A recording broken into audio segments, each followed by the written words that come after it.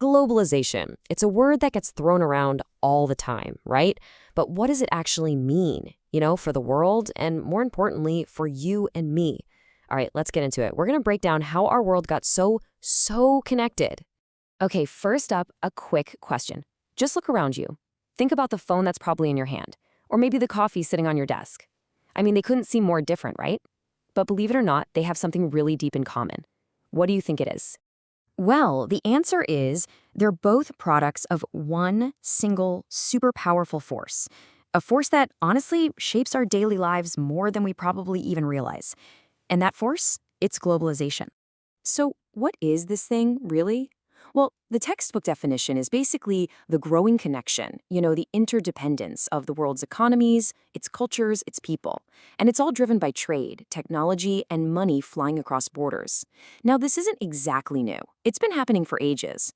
But in the last few decades, man, it's kicked into absolute overdrive. So what was the spark? What kicked this whole thing into high gear? Let's take a look under the hood at the engines driving this massive global shift. Okay, we're going to focus on a few key things here. We've got cheaper shipping, huge leaps in tech, the fact that companies just have to keep getting bigger, and of course, opening up borders. First up, a simple metal box. No, seriously, the humble shipping container. Standardizing this thing made the cost of shipping goods across the ocean absolutely plummet. All of a sudden, it was ridiculously cheap to make something in, say, China and sell it in Chicago. It connected global markets in a way nobody could have even imagined before. And then, of course, there's technology. And this isn't just about moving physical stuff. It's about moving information.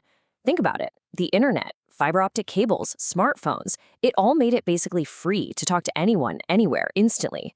You can now run a supply chain that stretches across 3 different continents, all from your laptop. It's incredible. There's a really great phrase for this effect. Some people call it the death of distance. And that's exactly what it feels like, right?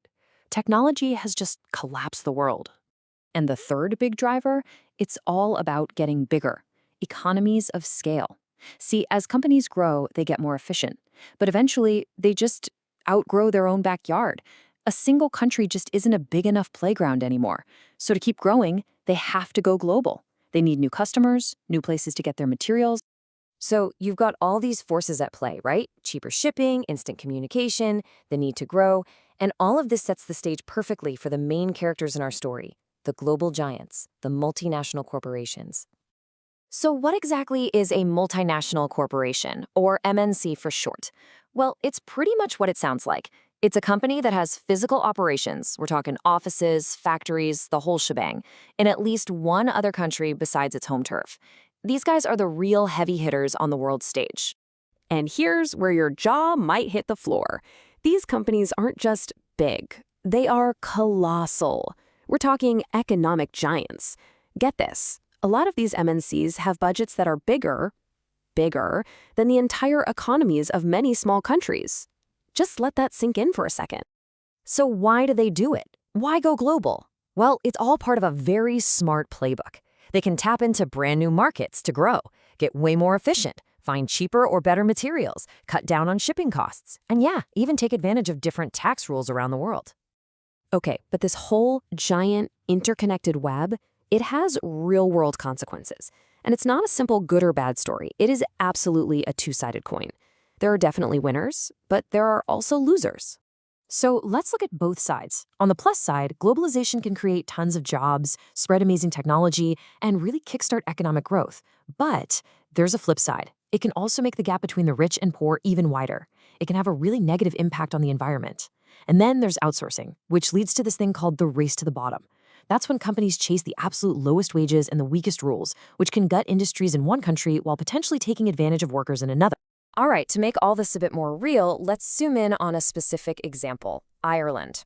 Ireland has become an absolute powerhouse for attracting what's called foreign direct investment, or FDI.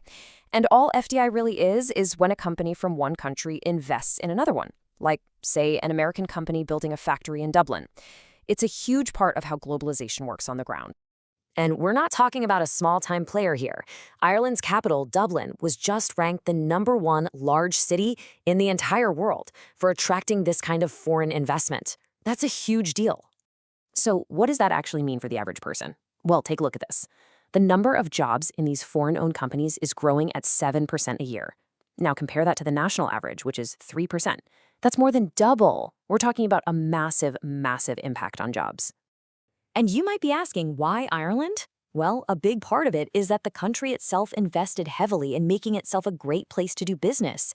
This number right here, 7.8 billion euros, that was the planned public investment in things like infrastructure by 2021. That sends a pretty clear signal to global companies. Hey, we're serious, come on over. And the payoff for Ireland? It's been absolutely massive. These international companies are now a cornerstone of their entire economy. They pay something like 2/3 of all the corporate taxes, they're behind 1/3 of all income taxes and social security payments, and they're a huge driver of the country's exports. I mean, wow. So, at the end of the day, there is zero doubt that globalization has completely reshaped our world. It's connected us in ways that would have seemed like science fiction just a generation ago. But it leaves us with a really big and maybe uncomfortable question. As it weaves this incredible web connecting all of us, is it creating one single integrated world for everybody?